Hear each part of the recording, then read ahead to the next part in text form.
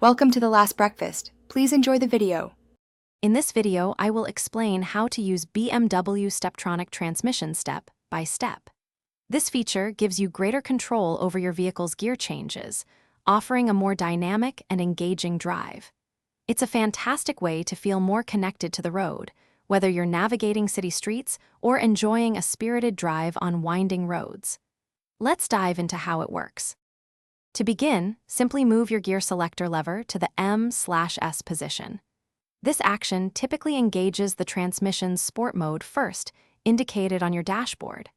Once in M/S, your BMW is ready for manual gear changes.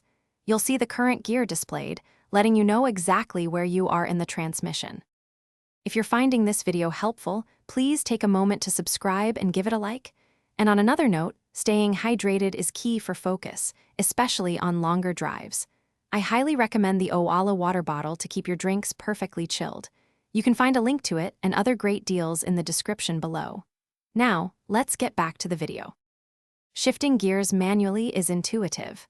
To downshift, push the gear lever forward.